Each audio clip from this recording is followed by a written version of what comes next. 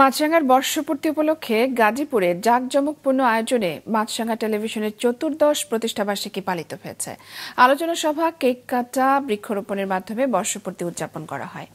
Gazipur reporter Fardin ফেরদৌসের পাঠানো তথ্য ও ছবি নিয়ে ডেস্ক রিপোর্ট। সকাল থেকে গাজীপুর প্রেস ক্লাব মিলনায়তন ছিল উৎসবের আমেজ। সাংবাদিক, লেখক, সংস্কৃতিকর্মী, সমাজের বিভিন্ন স্তরের মানুষের উপস্থিতিতে তৈরি হয় আনন্দ ঘন পরিবেশ।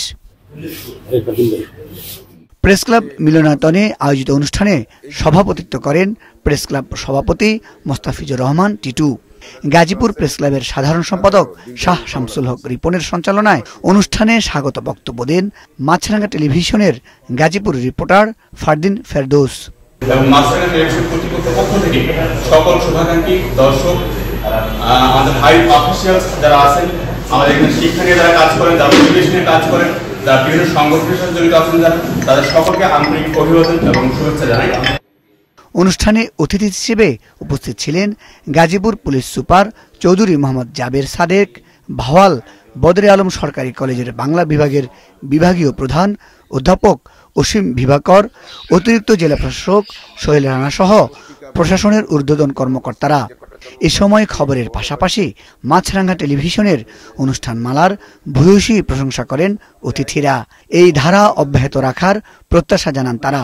মাছরাঙা চ্যানেল তারা ইটিভি সংবাদ প্রচারের ক্ষেত্রে তার বস্তুনিষ্ঠ সংবাদ পরিবেশন করে থাকে, অর্থাৎ মানে অসাম্প্রদায়িক তারা মানে চেতনায়, তারপরে আমাদের সমাজের যে ঘটনাগুলো ঘটছে সেটা বাস্তবে, অর্থাৎ কোনো ফেক নিউজ অনেকেই করে থাকে এটা না, বস্তুনিষ্ঠ সংবাদ পরিবেশন করে থাকে। পাশাপাশি তাদের অনুষ্ঠান সবচেয়ে মানে আকর্ষণীয় দিক হচ্ছে সকালবেলা ভোরে যে অনুষ্ঠানটা হয়, এটা আমিও নিয়মিত দেখি, খুবই ভালো লাগে। মানে রাঙা সকাল যে সকালবেলায় অন্যান্য চ্যানেল যেখানে দেখা যায় যে ঘুরে ফিরে আগের এগুলোই অর্থাৎ পুনরায় প্রচার করে সকালবেলা, সাধারণত নতুন কিছু আসে না, কিন্তু মাছরাঙা টিভিতে সকালবেলায় এই অনুষ্ঠানটা খুব ভালো লাগে।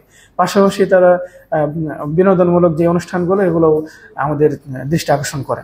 মাছরাঙা টেলিভিশনের দিকে যদি তাকাই তাহলে দেখব যে অনেক প্রতিযোগিতার মধ্যেও মাছরাঙা টেলিভিশন কিন্তু তার স্বকীয়তা ধরে রাখতে পেরেছে, এবং আমার কাছে মনে হয়েছে যে মাছরাঙা টেলিভিশন একই সাথে নান্দনিকতা এবং দায়িত্বশীলতাকে সমন্বয় করতে পেরেছে। যে মেইন স্ট্রিমের বাইরে যারা আছেন, যারা এ ধরনের আপনার বিভিন্ন ইস্যুকে নন ইস্যুকে ইস্যু বানাচ্ছেন বা আপনার অপতথ্য দিয়ে বিভ্রান্তি ছড়াচ্ছেন, তাদের বিষয়টা আপনারা একটু খেয়াল রাখবেন, এই জিনিসটা যেন তারা করতে না পারেন। এক্ষেত্রে আমরা আপনাদের একটু সহযোগিতা চাই।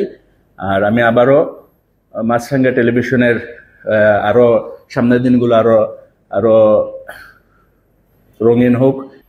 এছাড়া বর্ষপূর্তি অনুষ্ঠানে পেশাজীবী, সংস্কৃতি কর্মী, কেবল অপারেটর ও জেলায় কর্মরত সিনিয়র সাংবাদিকরা অংশ নেন। মাছরাঙা টেলিভিশনের আজকের এই জন্মদিনে আমি শুভেচ্ছা এবং অভিনন্দন জানাচ্ছি মাছরাঙা টেলিভিশনকে, যারা চমৎকার অনুষ্ঠান আয়োজন করেছেন। মাছরাঙা টেলিভিশন আগামী দিনে দুর্বার গতিতে এগিয়ে যাক, তাদের অনুষ্ঠানমালা, সংবাদ এবং খেলাধুলা সমস্ত বিষয়ে তারা যেন আরও ভালো করতে পারে।